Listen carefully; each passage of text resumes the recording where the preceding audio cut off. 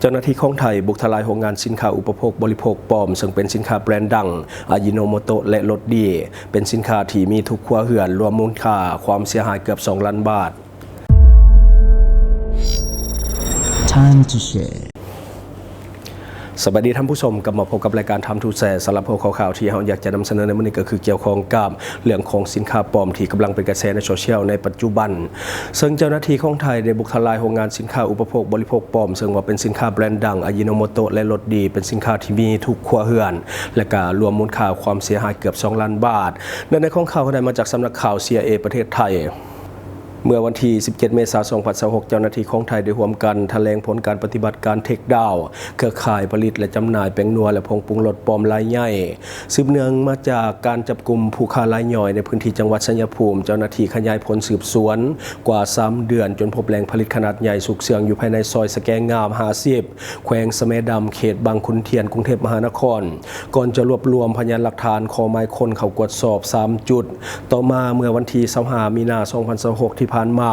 เจ้าหน้าที่ได้เฝ้าสังเกตจนพบรถกระบะตู้ทึบต้องสงสัยขับออกจากพื้นที่ดังกล่าวและติดตามไปกวดค้นที่ปั๊มน้ำมันแห่งหนึ่งในอำเภอสามโคกจังหวัดปทุมธานีพบแป้งนัวและก็พบผงปรุงรสจำนวนหลายจึงจับกุมเท่าอุทิศคนขับรถเอาไว้ได้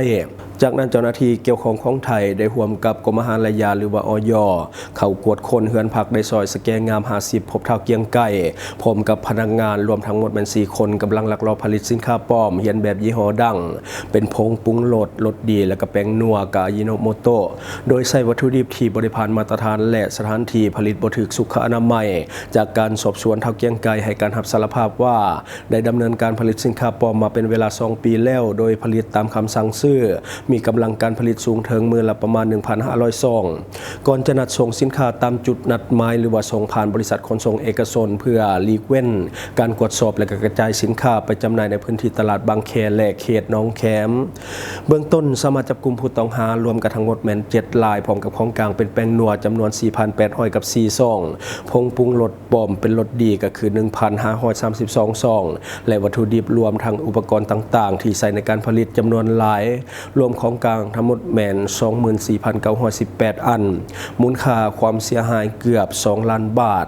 เจ้าหน้าที่แจ้งข้อกล่าวหาก็คือปลอมและก็มีไว้เพื่อจำหน่ายสินค้าที่มีเครื่องหมายการค้าที่เป็นของปลอมของบุคคลอื่นใส่เครื่องหมายการค้าเพื่อตัวยั่วหลอกลวงผู้บริโภคผลิตและก็จำหน่ายอาหารและก็แสดงสลากบ่ถูกต้องและก็ผลิตอาหารปลอมก่อนจะนำตัวผู้ต้องหาพร้อมกับของกลางส่งพนักงานสอบสวนดำเนินคดีตามกฎหมายต่อไป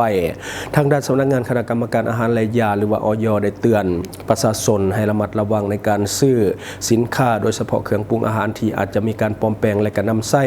ให้ตรวจสอบแหล่งที่มาสลากและก็เลขทะเบียนอาหารอย่างถูกต้องและก็ละเอียดเพื่อความปลอดภัยในการใช้ชีวิตของท่านอันนี้คือด้านในของข่าวน้องยอมรับเลยว่าถุงมือนี่แยกแทบบ่ออกว่าตัวใดอันแท้ตัวใดอันปลอมเพราะว่าของปลอมเขาก็คือไปก๊อปมาจากของแท้อีกเท่าหนึ่งในการไปผลิตสลากที่เป็นของปลอมขึ้นมาแต่ว่าเป็นการก๊อปปี้จากของแท้ฉะนั้นมันจะแยกกันบ่ค่อยออกโดยเฉพาะเรื่องของพวกการออกแบบแพคเกจจิ้งหรือว่าเรื่องของสีสันอย่างต่างๆถุงมือนี่ก็ถือว่าปลอมแปลงได้เกือบ 100% ส่วนรสชาติภายในอาจจะมีการแตกต่างกันพอสมควรแต่ถ้าสังเกตแท้ๆเฮาเองก็จะพอฮู้แต่ถ้าว่าเฮาแบบผ่านๆใส่แล้วแซ่บไปว่าสิก็จะเฮ็ดให้เฮาบ่ฮู้เพราะว่าในปัจจุบันเครื่องปรุงรสต่างๆมันก็จะมีรสนั่นรสนี่ตัวอย่างคือผงปรุงรสก็จะเป็นรสไก่รสหมูสำหรับต้มสำหรับผัดอย่างต่างๆมันหลากหลายฉะนั้นเฮาอาจจะจำรสชาติบ่ได้ 100% จึงมีโอกาสที่จะถูกสินค้าปลอมได้ยิ่งสินค้าในลาวของเฮาเนาะเข้ามาทุกทิศทางบ่ว่าจะเป็นบริษัทใหญ่ๆบ่ว่าจะเป็นบุคคลนิติบุคคลต่างๆก็ถือว่านำเข้ามาทั่วสารทิศฉะนั้นมันมีโอกาสที่จะได้ของปลอมอาจจะมีการใช้ของที่มันปลอมเข้ามานำนะก็คือจะได้ใส่ของปลอมปะปนกันไปที่จริงสินค้าปลอมทุกประเภทมีความอันตรายสูงเนื่องจากวัตถุดิบที่ว่าเขาเจ้าใช้ก็คือเกรดต่ำอาจจะเป็นวัตถุดิบที่ใกล้เคียงกันใช้เกลือแป้งนัวคือกันแต่สุดท้ายแล้วมันก็คือสินค้าที่มันมีต้นทุนต่ำเกรดต่ำก็จะเหตุให้เขาเจ้าสามารถขายในราคาที่มันต่ำกว่าแต่ก็ยังได้กำไรที่หลายฉะนั้นจึงเหตุให้มีความอันตรายรวมทั้งเรื่องของสถานที่การผลิตโรงงานต่างๆอาจจะบ่ได้มาตรฐานอาจจะมีสารปนเปื้อนอันนี้ก็เป็นสิ่งที่ต้องได้เอาใจใส่แล้วก็ต้องได้เลือกซื้อกับห้างที่มันเชื่อถือได้ตัวอย่าง อย่างคือมินิมาร์ทที่เข้ารับเครื่องมาจากบริษัทใหญ่ๆแบบนี้ก็จะมีความปลอดภัยกว่าเพราะว่าบริษัทใหญ่ที่นำเข้าก็จะนำเข้าจากตัวแทนแท้เลยก็คือเป็นโรงงานใหญ่แล้วก็นำเข้ามาในบ้านเฮาแต่ถ้าว่าซื้อน้ำลายเล็กๆน้อยหานตาซีตาซาก็มีโอกาสที่จะถือของปลอมลายโดยเฉพาะสินค้าที่อยู่ตามตลาดนัดก็จะมีโอกาสถือของปลอมสูงที่สุดบัดนี้เข้ามาต่ออีกในข่าวหนึ่งก็คือเครือข่ายยาเสพติดไทยลาวถูกเจ้าหน้าที่ของไทยจับตัวและก็พร้อมกับสัตว์ทอดมาถึงสาวลาวที่สืบปูนาเป็นคนสัญชาติลาวเป็นเอเย่นต้นทางในการจัดส่งยาจากฝั่งลาวเข้าฝั่งไทยเนื้อในของข่าวได้มาจากสำนักข่าว CIA ประเทศไทยเมื่อวันที่ 16 เมษายน 2026 เจ้าหน้าที่ของไทยสามารถจับกลุ่มเฒ่าสุริยาหรือว่าเฒ่าออายุ 42 ปีได้ที่เฮือนพักในพื้นที่ตำบลนามะเฟืองอำเภอเมืองหนองบัวลำพูจังหวัดหนองบัวลำพูพร้อมกับของกลางก็คือยาบ้าจำนวน 85,987 เม็ดและก็รถเก๋งยี่ห้อโตโยต้าวีออสสีดำ1คันจากการสืบสวนพบว่าผู้ต้องหามีพฤติกรรมเสพยาและก็มีการลักลอบจำหน่ายยาเสพติดให้กับกลุ่มผู้ใช้แรงงานในพื้นที่และเคยถูกจับกุมมาแล้วก่อนหน้านี้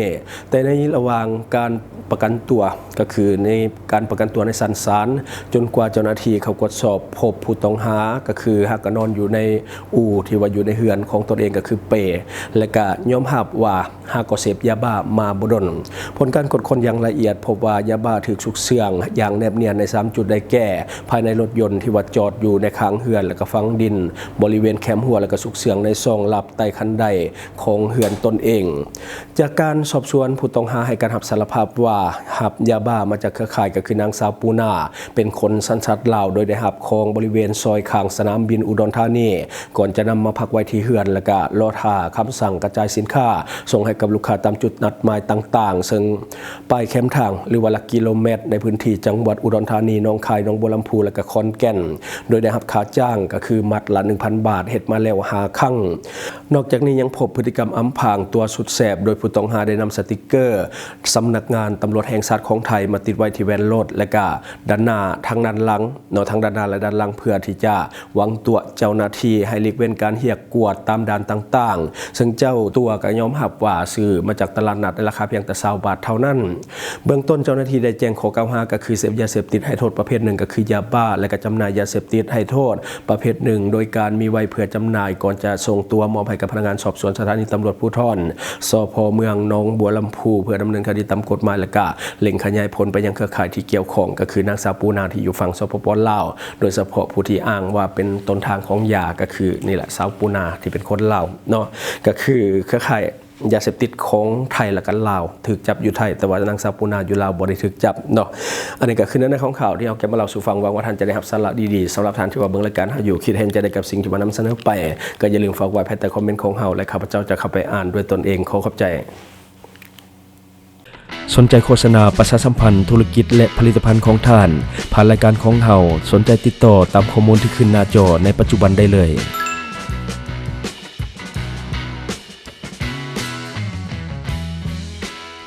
อยู่เมืองลาวใช้แต่เงินกีบลาวและส่งเสริมผลิตภัณฑ์ภายในเพื่อลดพรการนำเข้าสินค้าและแก้ปัญหาเงินตา Subscribe for more video.